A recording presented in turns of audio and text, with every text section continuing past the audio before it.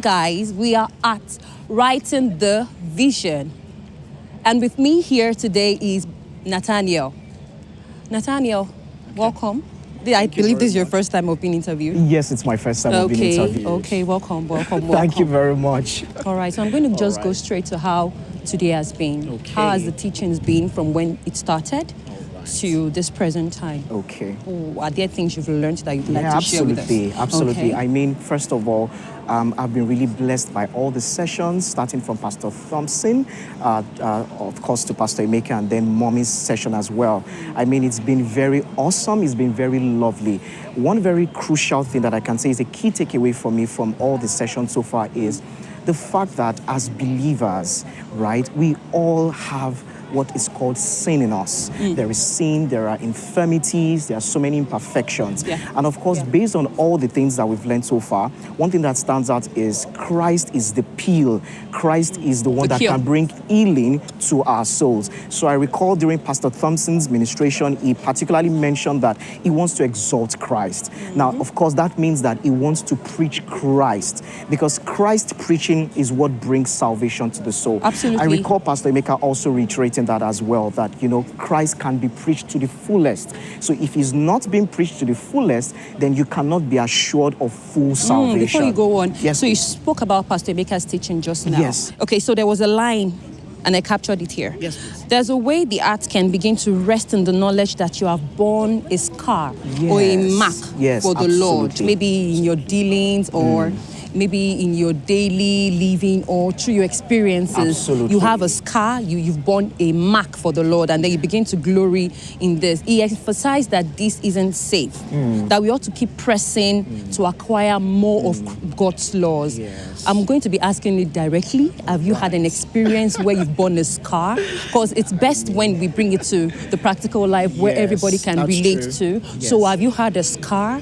And did you fall into that temptation of staying there and believing that's the highest capacity you can bear? How did that experience Thank you very much for that question. So, honestly speaking, I've had many scars, not just this year, but even previous years, right? So, more recently, there was a particular instructions were coming to me by God, of course, and then I had to do this, I had to do that. And the bottom line is that particular season of dealings was mostly subjective, in the sense that I couldn't run out of it. The Lord just orchestrated things to keep me in that particular season, right? And then there were lots of bombardment, lots of contradictions. I was having, evil spirit talking to you that the Lord is ill, the Lord is very mean, is very evil, is the reason why you're in this particular situation, and the reason why you're not prospering in this particular regard is because of the Lord, So there were lots of bombardments, lots of siege, different sort of voices, but one thing was constant was in everything was that God was constantly, through the voices, through the word of God was always bringing encouragement to me. Now, to your second question regarding my, how do I approach, what's your resolution? My resolution. You've had that experience. You've heard Pastor Emeka's teaching. Yeah. What are you taking away? What's your resolution?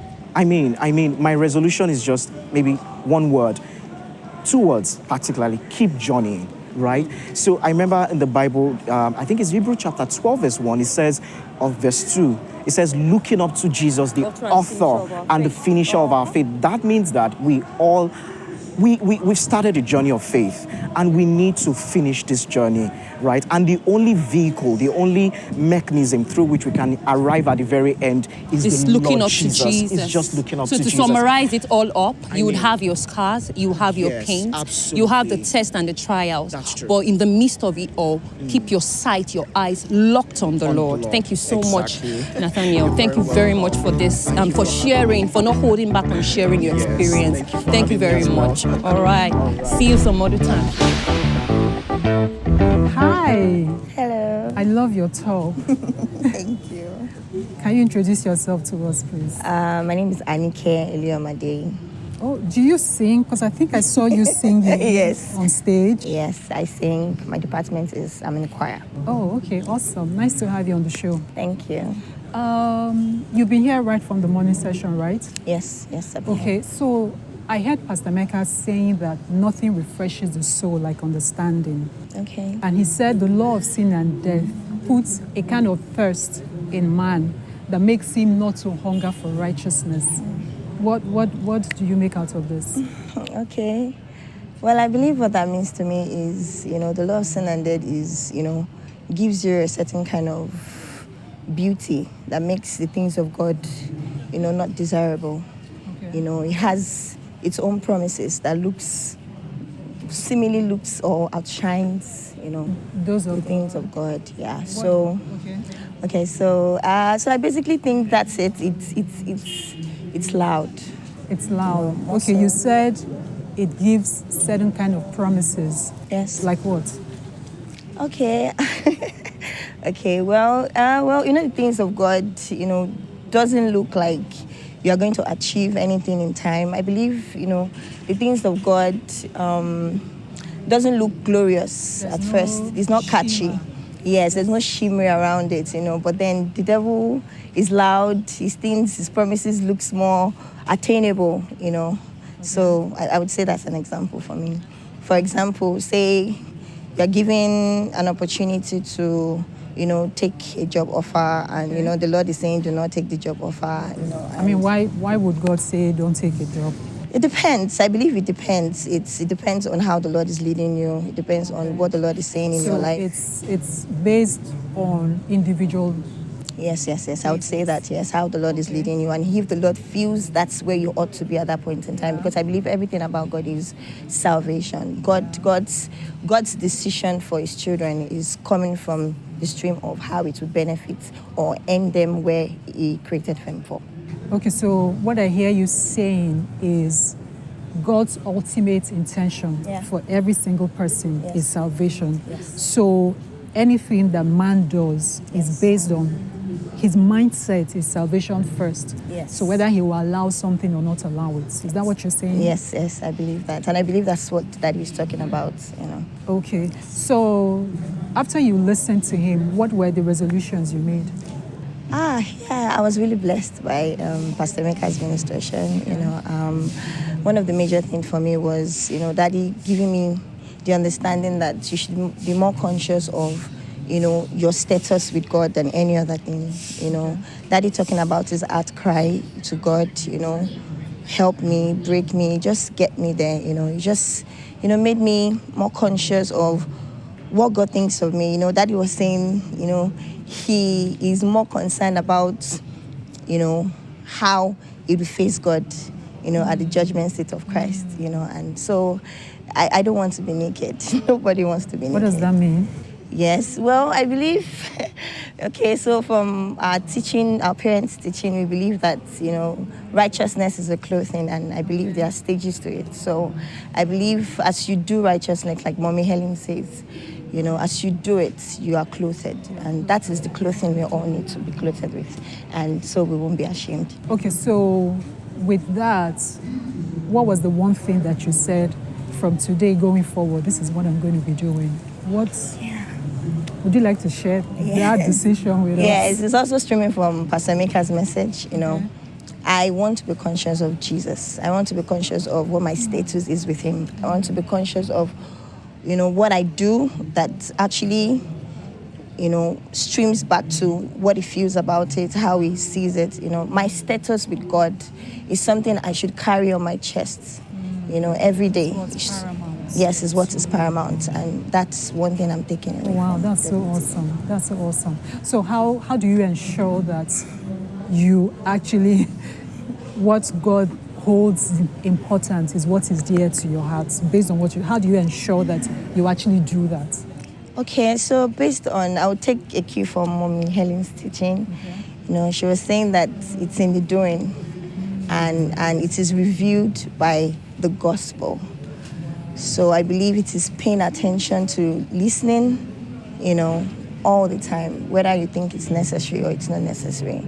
It has to be a habit, and as it comes, Mommy also said that it comes with grace. And I believe that grace is the ability to do. And I trust God that I would get that grace and the strength to be consistent.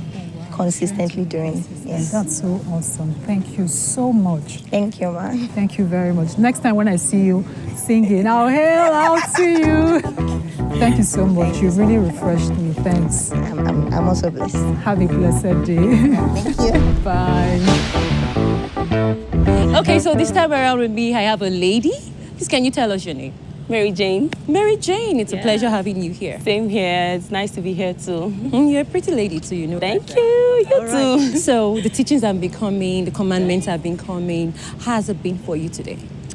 Today has been fantastic. It has been eye-opening, enlightening, you know. Like I feel like I have enough strength to run through the week. That's beautiful. You have enough strength based on the words that have come to go through the week. That's strengthening for me. So I'm going to just go straight to the chase. I'm going to talk to you, ask you a question as regards Reverend Ellen's message when she was teaching. You know, she spoke about commandments. She spoke about instructions. She spoke about sacrifices. Yes, sacrifices. And she spoke about teachings, revelations, actually. I'm going to be asking what struck you when she was teaching? What stuck with you when she was teaching? Well, for me, you know, Mommy Ellen has been a person that has blessed us a lot. You know, her life is like an embodiment of sacrifices and commandments, obedience, and all of that.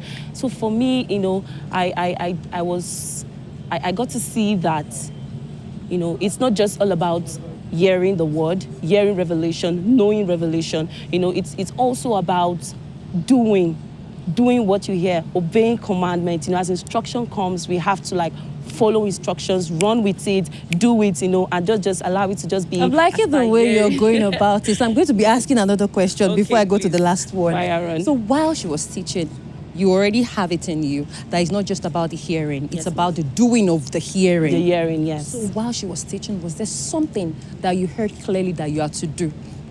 We are going to be entering another week very soon, in like 1 day now. So what specific instructions came to you? I hope there are things that you can share.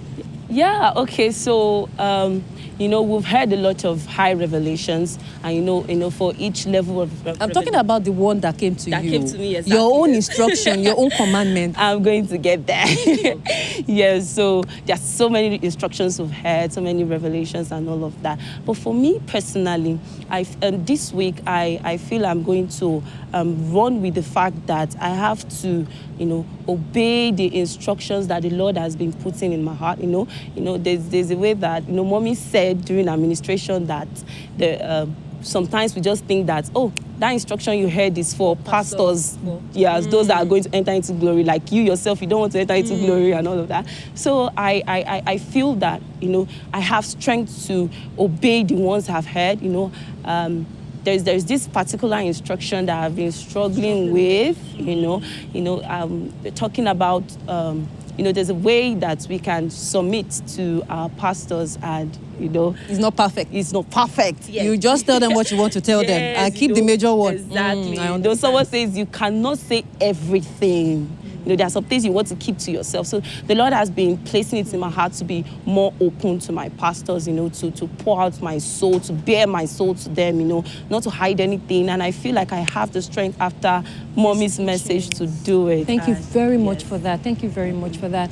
That also reminds me of something that stuck with me a long time ago. And it was from one of the pastor's wives. She said it, and I'm going to repeat it one more time for everyone to hear it, that there should be absolutely nothing that you cannot relate to your pastor. Exactly. The person is your shepherd. The person is supposed to watch over your soul. So I want everyone listening right now to have it at the back of their mind that there is absolutely nothing that you shouldn't be able to share with your pastor. Thank you so much. Thank you so much. It's been a pleasure having you. Same here. All right, bye. Bye.